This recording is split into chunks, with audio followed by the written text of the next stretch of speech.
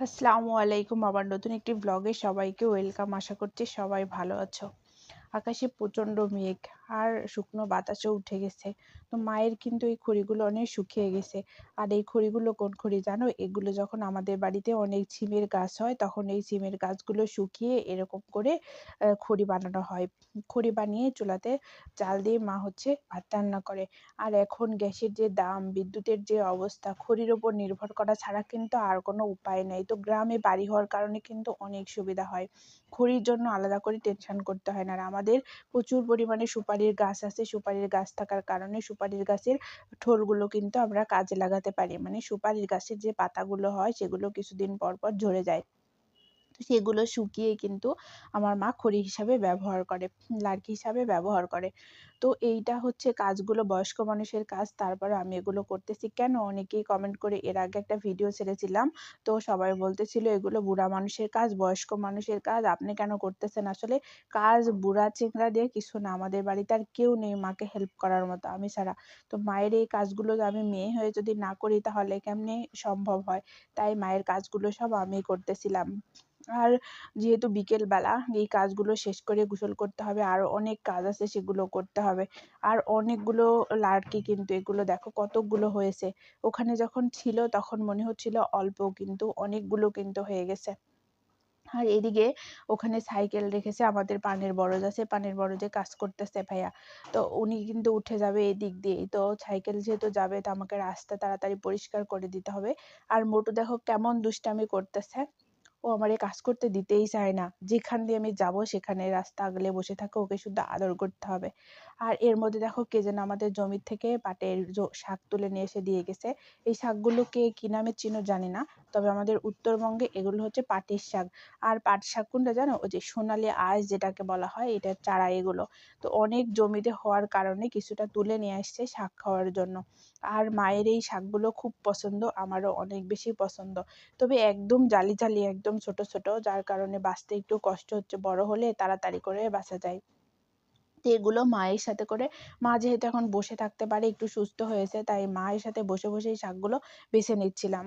মাও বাছতেছিল, আমিও বাছতেছিলাম। তো অনেকগুলো শাক বাছতে বাছতে একটু দেরি হয়ে যাবে।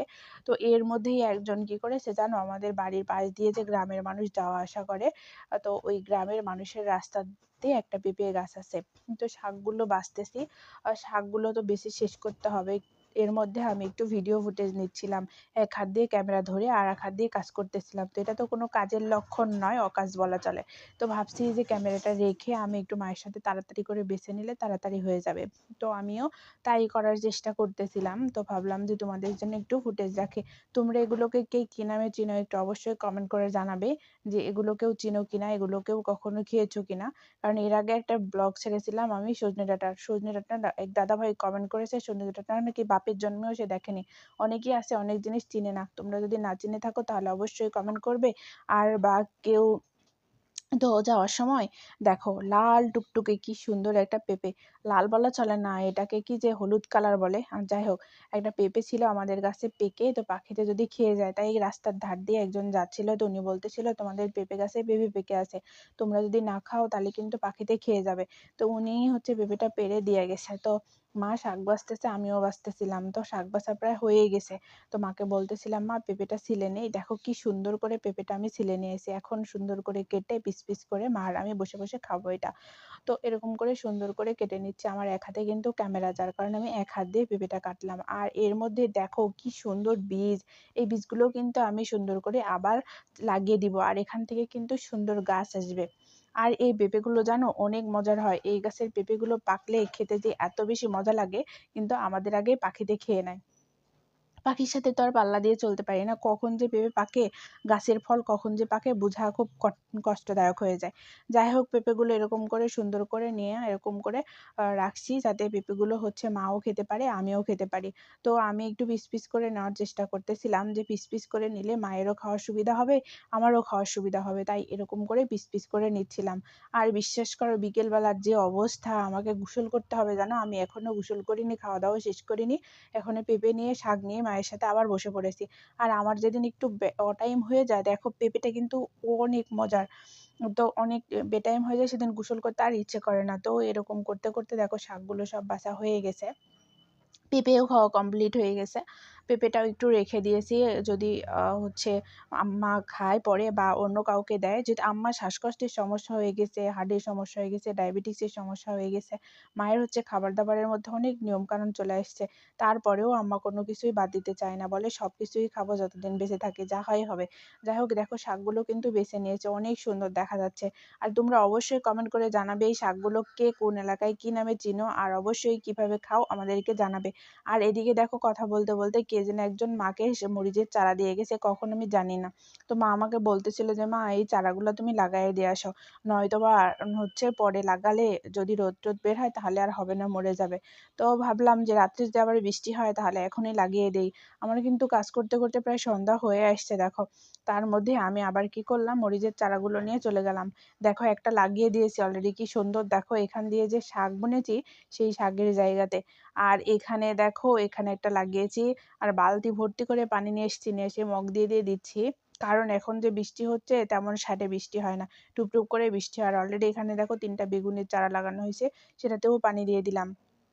অনেকগুলো মরিচের চারা, তোমরা তো দেখলেই হাতে, সবগুলো মরিচের চারা কিন্তু লাগানো হয়ে গেছে, আর এক এক করে সবগুলোতেই পানি দিয়ে দিলাম। তো এইভাবে কে বা কারা আমার ভিডিও দেখো, কোথা থেকে দেখো, যদি আমার ভিডিওগুলো ভালো লেগে থাকে, আমি যা কাজ করি সব আমাদের কিন্তু বাড়ির আঙ্গিনায় কাজগুলো। তো অবশ্যই যদি ভালো লেগে থাকে তাহলে কমেন্ট করবে, আর আমার ভিডিওগুলো যদি খুব ভালো লেগে থাকে তাহলে আমার ভিডিওগুলো শেয়ার করো। আমার পেজটা কিন্তু একদম নতুন, তোমরা কিন্তু সবাই দেখেছো যে পেজটা একদম নতুন, চেষ্টা করতেছে পেজটাকে দাঁড় করানোর জন্য। জানি না ভাগ্যে আছে কিনা। তো এইখানে দেখো মিষ্টি কুমড়োর চারা, অনেকগুলো মিষ্টি কুমড়োর চারা বীজ একসঙ্গে মা বুনে দিয়েছিল, সবগুলো গাছ হয়ে গেছে। আর আমার মা এত সুন্দর, এত লক্ষ্মী, মানে যেখানে যা লাগায় সব আমার মায়ের হাত দিয়ে হয়ে যায়। আর আমি ও মায়ের মতোই হয়েছি, যেখানে যা লাগাই সেখানে তাই হয়ে যায়।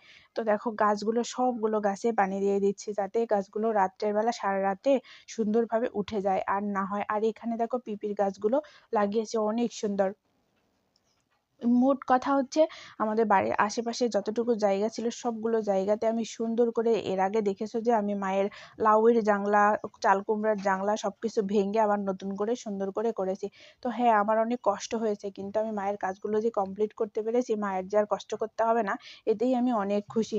তো সবাই ভালো থেকো, আল্লাহ হাফেজ।